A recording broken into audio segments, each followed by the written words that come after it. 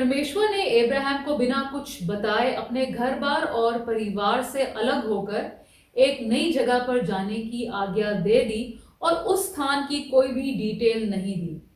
इसी प्रकार उन्होंने चेलों को भी अपने पीछे हो लेने की आज्ञा दी और उनके मन में यही चलता रहा कि उनका एक सांसारिक राज्य होगा। हर दिन साथ रहने पर भी उन्हें प्रभु यीशु की सही मिशन का तब तक पता नहीं चला जब तक पवित्र आत्मा उतर नहीं आए। हम परमेश्वर की आवाज को सही तरीके से सुन क्यों नहीं पाते, आज हम इसी विषय पे बात करेंगे। शुरू करते हैं परमेश्वर के वचन से। परमेश्वर का वचन हमने उत्पत्ति की पुस्तक उसका 12वां अध्याय उसकी पहली आयत से लिया है। यहोवा ने अब्राहम से कहा, अपने देश और अपने कुटुंबियों और अपने पिता के घर को छोड़कर उस देश में चला जा जो मैं तुझे दिखाऊंगा, और मैं तुझसे एक बड़ी जाति बनाऊंगा और तुझे आशीष दूंगा और तेरा नाम महान करूंगा और तू आशीष का मूल होगा। जो तुझे आशीर्वाद दे उन्हें मैं आशीष दूंगा और जो तुझे कोसे उसे मैं शाप दूंगा, और भूमंडल के सारे कुल तेरे द्वारा आशीष पाएंगे। यहोवा के इस वचन के अनुसार अब्राहम चला और लूत भी उसके संग चला। और जब अब्राहम हारान देश से निकला उस समय वह 75 वर्ष का था। परमेश्वर के वचन को पढ़े और सुने जाने से आशीष हो। आमीन। पतरस रसूल ने प्रभु यीशु से पूछ लिया कि सब कुछ त्याग कर उनके पीछे चलने का उन्हें क्या फल मिलेगा, लेकिन प्रभु यीशु की बातें सब कुछ क्लियर बताए जाने पर भी उन्हें समझ क्यों नहीं आया। परमेश्वर ने अपने काम के लिए जब भी किसी को बुलाया तो वचन में उसकी कुछ ना कुछ बैकग्राउंड दी गई है। उत्पत्ति 6 अध्याय 9वीं आयत में नूह के बारे में लिखा है, नूह धर्मी पुरुष और अपने समय के लोगों में खरा था। ही वॉक्ड विद गॉड। और इसी प्रकार हम जानते हैं कि नूह को इसलिए चुना गया क्योंकि वो उसे फिर वो जहाज बनाने के लिए बताया गया। इसी प्रकार मूसा को जो जलती हुई झाड़ी से आवाज आई, मूसा के बारे में भी हमें इंफॉर्मेशन मिलती है कि वो इजिप्ट मिस्र में रहा और राजघराने में उसका बचपन बीता और वो यहूदियों की ऑपरेशन के बारे में जानता था। और फिर उसने एक इजिप्शियन को मार डाला और वहां से भागकर वो जिप्पोरा से उसने शादी की, जो कि जिथ्रो मिडियान प्रीस्ट है उसकी लड़की से उसने शादी कर ली। और इस प्रकार हम उसकी कुछ ना कुछ इंफॉर्मेशन हमें मिलती है, सबके बारे में कुछ ना कुछ इंफॉर्मेशन दी गई है। उत्पत्ति 12 अध्याय में जब अब्राहम को बुलाया गया तो उसको बुलाए जाने का क्या कारण है उसके बारे में कुछ नहीं लिखा गया है। मूसा फिरौन के जो उसका राजघराना था उसके तौर तरीकों को जानता था, वो डरपोक नहीं करेजियस था। लेकिन अब्राहम के बारे में टोटल वैक्यूम है कि उसे ऐसी अद्भुत आशीष के लिए चुना क्यों गया। उसे आशीष दी गई कि भूमंडल के सारे कुल तेरे द्वारा आशीष पाएंगे। अब्राहम को चुना गया, एक नए लोग, नए ग्रुप, नए लोग बनेंगे, उसके द्वारा एक नई वंश शुरू होगी जो परमेश्वर को पूरी दुनिया के लोगों के सामने जाहिर करेंगे। लेकिन इस आशीष के लिए अब्राहम को चुना क्यों गया? बहुत सारी कहानियां उसके बारे में लिखी गई हैं कि वो अपनी जवानी के दिनों में सच्चाई को ढूंढता था। उसके मन में ये हर वक्त उत्सुकता थी कि जाने ये दुनिया शुरू कैसे हुई। सच्चाई के लिए उसके मन में लड़ाई थी और दूसरों के साथ वो सच्चाई के लिए भिड़ जाता था और इसके कारण उसे काफी कुर्बानियां भी देनी पड़ी। और इसके बारे में लेकिन वचन में कहीं नहीं लिखा गया कि उसकी ये अद्भुत जो वर्चुअस थी कहाँ है, वो लिखा नहीं गया है। नहमनाइट्स हैं, रबी मोसेस बेन नहमान, रैम्बन उसका नाम भी था, जो 1250 के आसपास उन सालों में रहा, महान यहूदी स्कॉलर था। उसने कहा जो शब्द अब्राहम को बोले गए लेख लेखा, इब्रानी भाषा में लेख लेखा का मतलब है तू यहां से चल। परमेश्वर ने ये जो जाने के लिए अब्राहम को आज्ञा दी, ये वो हर आदमी को कॉल देते हैं, हर एक सबको ये कॉल है, आदमी औरत सबके लिए ये आवाज है। जो परमेश्वर की आवाज है उसे सिर्फ अब्राहम ने सुना। जो कॉल है ये है, लेखलेखा का मतलब है गो टू योरसेल्फ। तुम अपने अंदर जाओ, अपने जमीन से, अपने लोगों से, अपने जन्म के स्थान से, अपने पिता के घर से, जो जगह मैं तुम्हें दिखाऊंगा वहां तुम जाओ। ये डिवाइन कॉल जो स्वर्ग की आवाज है सबके लिए। परमेश्वर हर एक इंसान से बात करते हैं, लेकिन क्योंकि कम्युनिकेशन कोई भी दो दो लोगों में होता है। अगर दूसरा कोई नहीं सुन रहा है तो एक आदमी की बात वेस्ट हो गई। वो तो अब्राहम के अंदर आत्मिक, इमोशनल और साइकोलॉजिकल उसके अंदर ये उसका मन था, उसका ट्यूनिंग हो रखी थी कि वो परमेश्वर की आवाज को सुन सके और फिर उसको आज्ञाकारिता में चले। बहुत बार चर्च में एक मैसेज प्रीच किया जाता है, लेकिन ऑडियंस में कुछ लोगों को बड़ी टच कर देता है, बाकी लोगों को सुनते हैं बस ठीक, और कोई उन पर कोई असर नहीं पड़ता है। परमेश्वर भी हम सब से बात करते हैं। लेख लेखा का जो मैसेज है हमारे लिए वो ये है कि अपनी जो इनसिक्योरिटीज हैं, जो डर हैं, जो पुराने जो तुम्हें ट्रॉमाज हैं, जो तुम्हारे मन पर प्रभाव डाले हुए हैं, डर हैं, जो दूसरी आवाजें तुम्हें पीछे रोक रही हैं, अपने आप को उनसे दूर कर और फिर परमेश्वर के उस बहुतायत के जीवन की तरफ बढ़, ताकि तुम वो बन सको जो तुम नहीं हो, उसे कहीं ज्यादा बन सको। प्रभु यीशु ने 12 चेलों को चुना और सबके लिए आवाज तो वही थी, लेख लेखा कि चल निकल यहां से, कि तुम अपना जो सुपरफिशियल, जो तुम्हारा एक बाहरी जीवन है, उससे बाहर निकलो। जो तुम्हारा कोर है, तुम्हारे अंदर क्या है कॉन्शियस, उसकी तरफ बढ़ो। मत्ती 19 में 16 से 29 आयत में एक अमीर आदमी आता है प्रभु यीशु के पास, जो उनसे पूछता है कि अनंत काल का जीवन पाने के लिए मैं क्या करूं। अपने एफर्ट से पाना चाहता है, लेकिन उसके पास धन दौलत बहुत था, जो कि उसके लिए परमेश्वर बन चुका था, उसी के ऊपर उसका फोकस था और वो उसको छोड़ना नहीं चाहता था। प्रभु यीशु ने जब उसे कहा सब कुछ बेच के मेरे पीछे होले, तो वो घबरा गया और वो चला गया वापस। पतरस रसूल ने इसके बाद में प्रभु यीशु से कह दिया कि हमने सब कुछ छोड़ दिया है और आपके पीछे हो लिए हैं, अब हमारे लिए क्या फल होगा। यहूदी लोगों की तरह जो चेले थे वो भी ये समझ रहे थे कि मसीहा एक राजनीतिक राज्य स्थापित करेंगे, रोमियों को हरा देंगे और फिर वो राज्य बनेगा और फिर हम लोगों को वहां पर बड़ी अद्भुत आशीष वाले पोजीशन मिलेंगे, पद मिलेंगे। लेकिन जो कॉल है लेख लेखा, वो सिर्फ कुछ लोगों ने ही सुनी। जो प्रभु यीशु ने कॉल दी थी, फिजिकली उनके पीछे हो रही है, उन्होंने पार्शली सुनी। पहले तो सुन ली, फॉलो भी कर लिया, पूरी तरह मन में नहीं गई। यहूदा इस्करियोती ने तो सुनी, लेकिन उसको पूरी तरह समझ ही नहीं आई। इसीलिए वो जो महायाजक थे और यहूदी लोगों के साथ होकर उसने प्रभु यीशु को अरेस्ट करा दिया।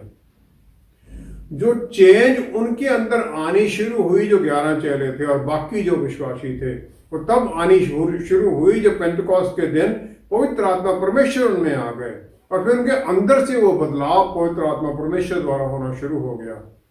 हम सब के लिए कॉल तो वही है, लेकिन आशीषें तब आने लगती हैं जब हम अपने आप की तरफ, अपनी तरफ मुड़ जाते हैं, बाहर से अपना ध्यान हटा लेते हैं, अपनी अंदर झांकते हैं और फिर जो हमारे अंदर वो पुराने विश्वास थे, पुराने जो आइडियाज बैठे हुए थे, सारे सुनते रहे हम सारी उम्र कि हम अच्छे काम करेंगे तो आशीष पाएंगे।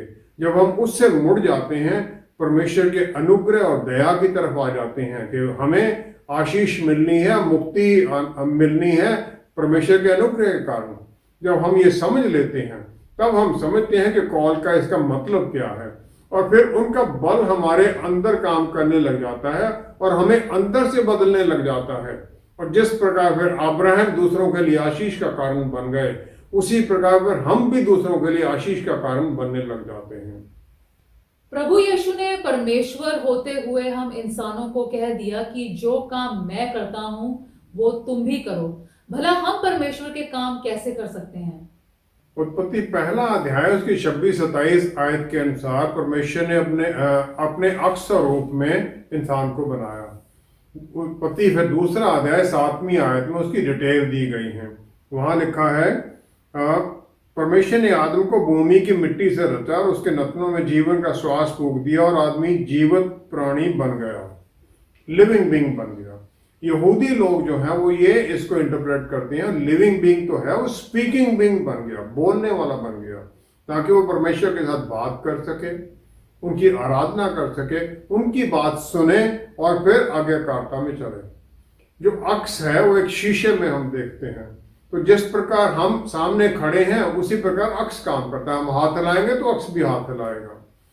जब हमारे अंदर पाप के द्वारा वो पाप की प्रवृत्ति आ गई तो हम उस रियलिटी से दूर हो गए और फिर हम भूल गए कि हम हैं कौन और किस लिए बनाए गए हैं। प्रभु यीशु का इस दुनिया में आना हमारी सच्चाई हमें दिखाने के लिए है कि तुम्हें किस लिए बनाया गया है। और फिर पवित्र आत्मा परमेश्वर हमारे अंदर आ गए हमें बताने के लिए, याद कराने के लिए प्रभु यीशु के वचनों को और उनकी तरह बनने में हमें सहायता करने के लिए, ताकि हम बदलते जाएं उनकी तरह। जो कॉल है लेख लेखा वो अपने अंदर झांकने के लिए है, हर एक विश्वासी के लिए है कि जो संसारिक जीवन था उसका उससे अलग हट और आत्मिक जीवन की तरफ जीना शुरू कर, ताकि फिर वो जीने के लिए हमारी नजर प्रभु यीशु पर बनी रहे और क्योंकि वही सच्चाई है उस सच्चाई में हम चलते रहे। मत्ती 5 की 13-14 आयत में प्रभु यीशु ने कहा तुम इस धरती का, पृथ्वी का नमक हो, और फिर उन्होंने कहा तुम जगत की ज्योति हो। तो हमारा रोल क्या है? वो ये है कि संसार की जो वैल्यू है, जो उनके जीवन की शैली है जो गिरावट में जाती जा रही है, हम उसे संभालें, उसको प्रिजर्व करने में सहायता करें। और जो अंधेरा चारों तरफ पाप का छा रहा है हम उसमें ज्योति की तरह चमके ताकि लोगों को रोशनी की तरफ लेके आए। जो चुने हुए 12 लोग थे उनमें से भी सबने उस परमेश्वर की आवाज को, लिख लिखा कॉल को एक तरह से नहीं सुना। सब लूका की इंजील 9वां अध्याय 54-55 आयत में यूहन्ना रसूल और उनके भाई याकूब सामरी गांव पर गुस्से से भर जाते हैं क्योंकि उन लोगों ने प्रभु यीशु को वहां पर वेलकम नहीं किया, उनका आदर नहीं किया।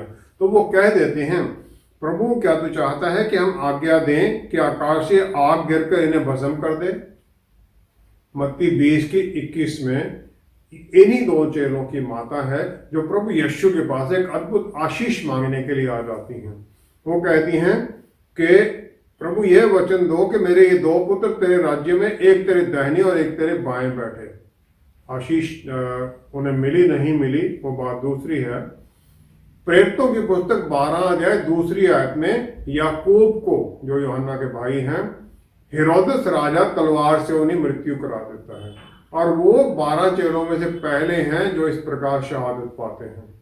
अब यूहन्ना रसूल, उनकी मृत्यु होती है 100 AD में। उनकी उम्र उस समय 93-94 ईयर्स है और वो चेलों में 12 चेलों में से सबसे आखिर में मरने वाले हैं। हालांकि उन्होंने प्रचार बड़ा अग्रेसिवली किया, रोमी उन्हें मारना भी चाहते हैं, लेकिन वो नहीं मरते हैं। यूहन्ना रसूल बार बार अपनी इंजील में ये कह देते हैं प्रभु यीशु के प्यार के बारे में, अपने बारे में अपना नाम नहीं लेते हैं। वो ये कहते हैं वो चेला जिसे प्रभु यीशु प्यार करते थे। और फिर प्रभु यीशु के इस प्यार से भरे हुए वो अकेले ही हैं जो कि सलीब के ऊपर वहां प्रभु यीशु के सामने खड़े हैं और उन्हें फिर प्रभु यीशु अपनी माता मरियम की जिम्मेवारी दे देते हैं कि तुम इसका ध्यान रखो, अब ये तुम्हारी माता है। यूहन्ना 21 की 7वीं आयत में चेले चले जाती हैं मछली पकड़ने के लिए। प्रभु यीशु जी उठे हैं उस समय, उसके बाद की बात है। तो रात में उन्हें कोई भी मछली नहीं पकड़ी जाती है। तो प्रभु यीशु जो कि समुद्र के किनारे पर हैं वो उनसे पूछते हैं क्या तुमने कोई मछली पकड़ी? जब वो कहते हैं नहीं तो उन्हें कहते हैं किश्ती के दाहिनी तरफ डालो जाल को। यूहन्ना रसूल ही जो उन्हें पहचान लेते हैं और वो उन्हें कह देते हैं सबको कि ये तो प्रभु है।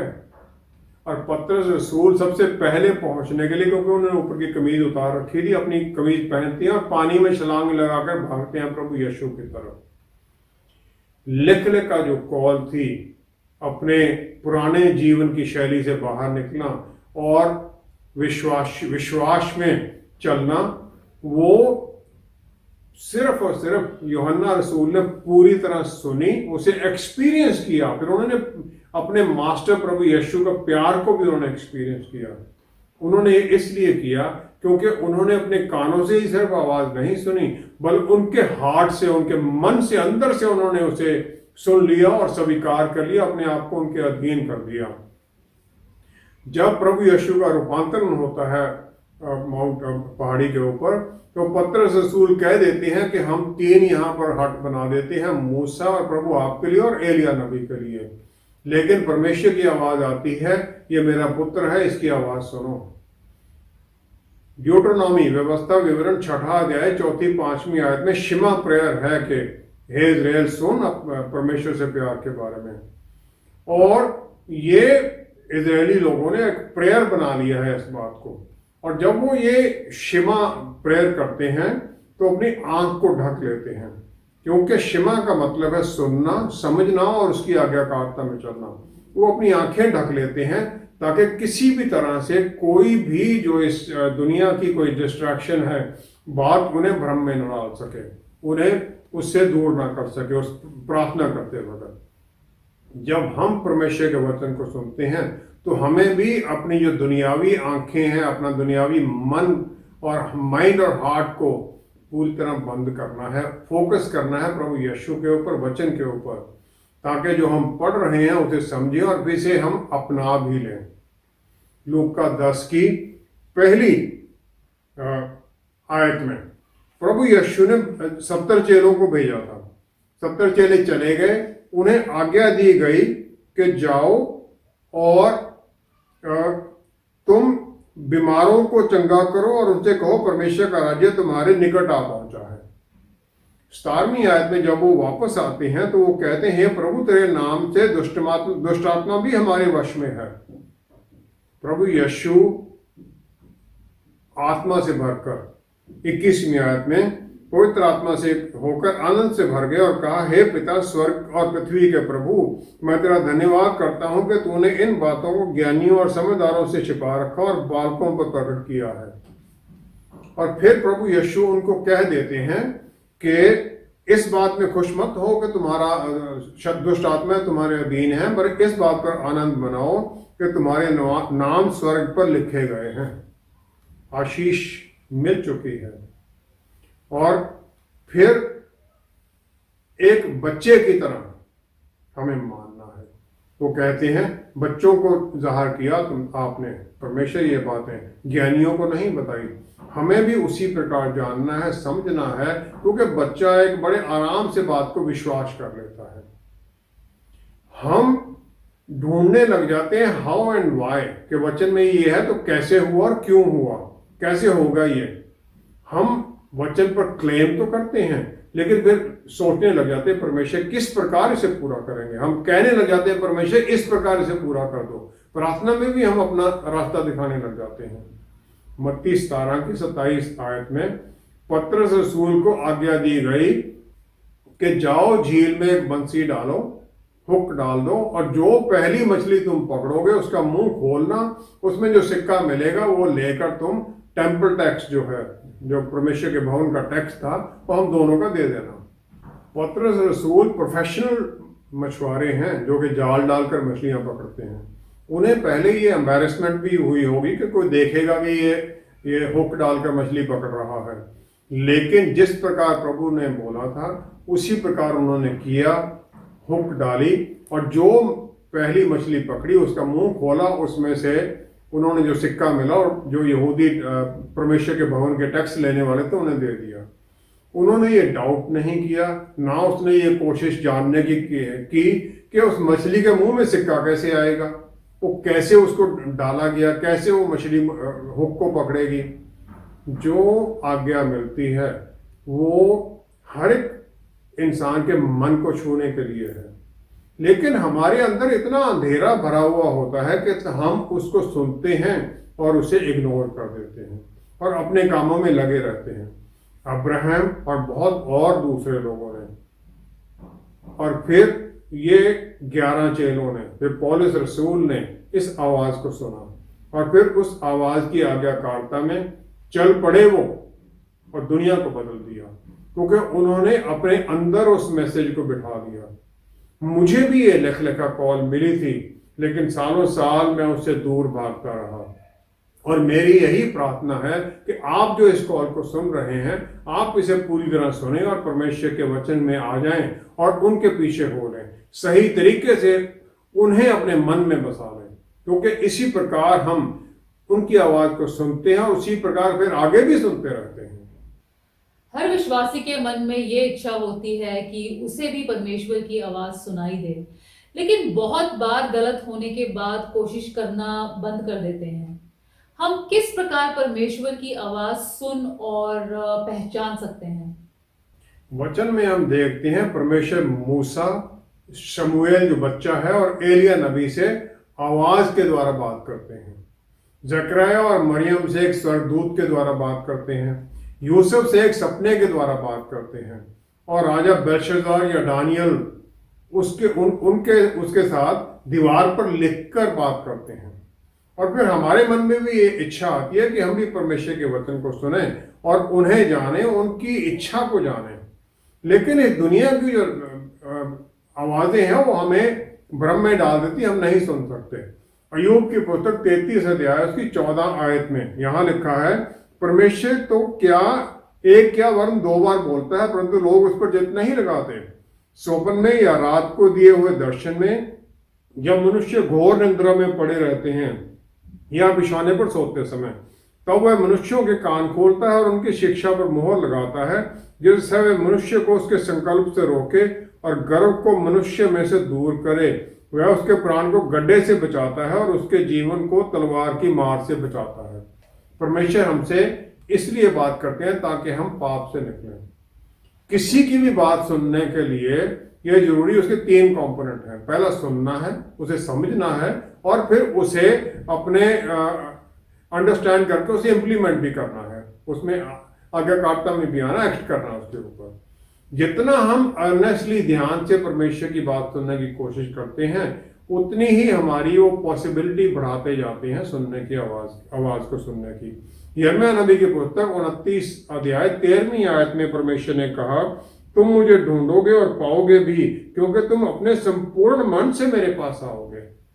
जब हम संपूर्ण मन से मुड़ते हैं तब फिर वो हमें अपनी आवाज सुनाने लगते हैं।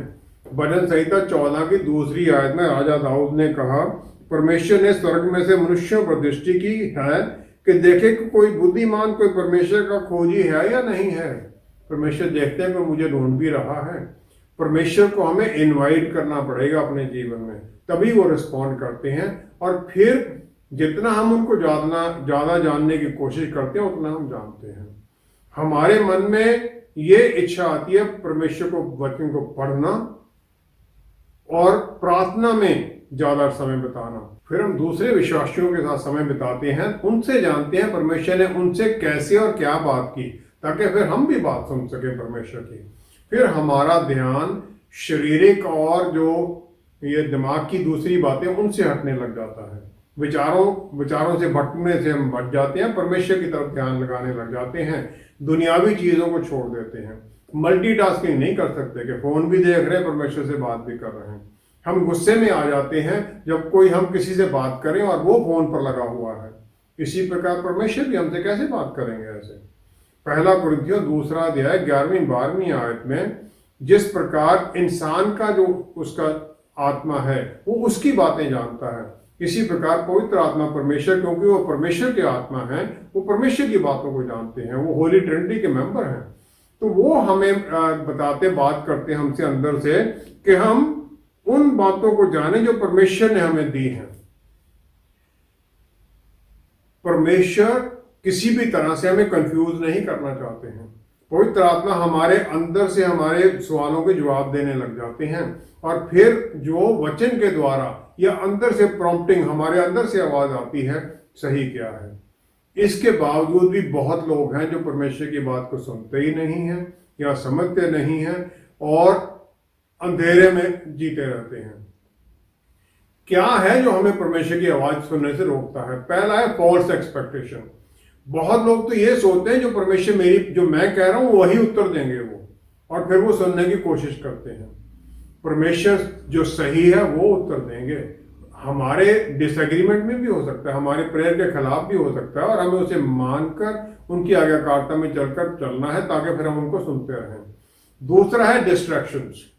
दुनिया में चारों तरफ लोग इंस्टेंट उत्तर मांगते हैं और अटेंशन स्पैन भी शॉर्ट है, लेकिन परमेश्वर को ढूंढना समय लगता है और हम उसमें भटक जाते हैं। रोमियो 8 की 5वीं आयत में पौलुस रसूल ने ये कह दिया कि हम दुनियावी चीजों पर मन लगाते हैं, जो आत्मिक चीजों पर मन नहीं लगाते। जब तक हम ये नहीं करेंगे नहीं सुनेंगे। तीसरा है ट्राइंग टू हार्ड, जोर लगा के नहीं सुनना ही सुनना है, क्योंकि हम सुपर क्रिश्चियन है इसलिए बात नहीं करते परमेश्वर। यूहन्ना 10 की 27 में परमेश्वर ने कहा है हम उनकी भेड़ें हैं इसलिए हम उनकी आवाज को पहचानते हैं, वो हमसे बात करते हैं।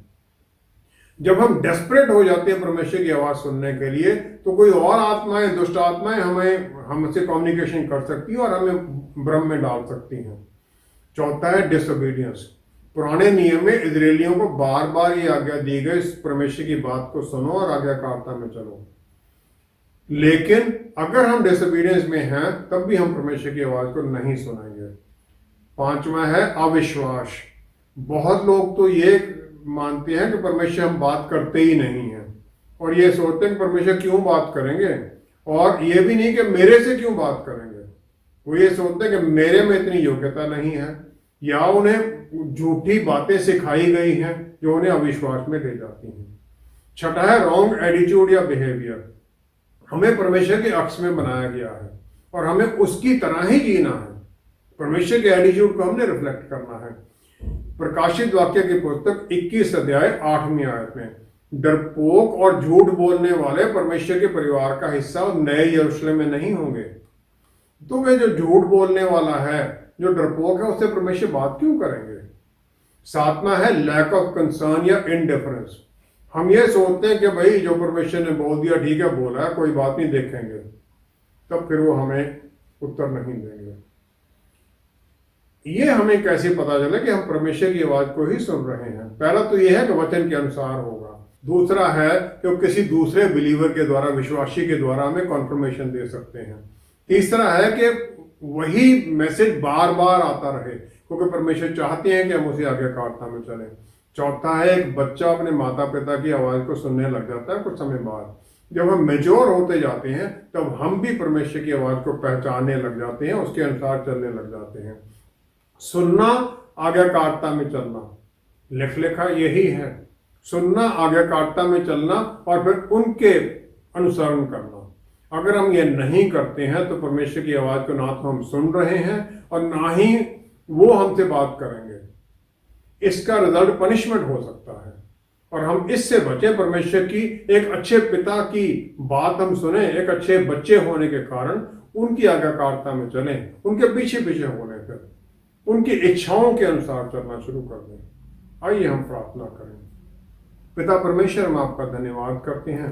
क्या ही धन्य है आप कि आपने पहले अपने पुत्र के द्वारा हमसे बात की और फिर अपने प्यारे बेटे के बाद पवित्र आत्मा परमेश्वर हमें दे दिए, ताकि हमारे अंदर वो हमें आपकी बातें सुनाते रहें, हमें बल दें, शक्ति दें कि हम आज्ञाकारिता में चलें।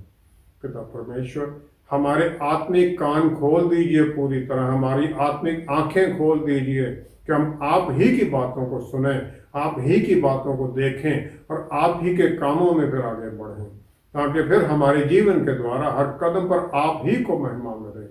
पिता परमेश्वर, सब कुछ प्रभु यीशु के पवित्र नाम में मांगते हैं। आमीन, आमीन, आमीन। परमेश्वर एक प्यार करने वाले पिता हैं जिन्होंने अपना सबसे बहुमूल्य गिफ्ट अपने पुत्र को ही हमारे लिए कुर्बान कर दिया। ऐसे में भला वो हमें इग्नोर क्यों करेंगे। लेकिन जब तक हम पूरे ध्यान से उनकी ओर मुड़ते नहीं हैं, ना तो हम उनकी आवाज सुन सकेंगे और ना ही उनका ध्यान अपनी ओर मोड़ सकेंगे। परमेश्वर से बात करना या उनकी बात सुन सकना हमारे ऊपर निर्भर है कि हम उन्हें कितना ध्यान देते हैं। Thank you so much for watching. See you next time. Stay blessed. Shalom.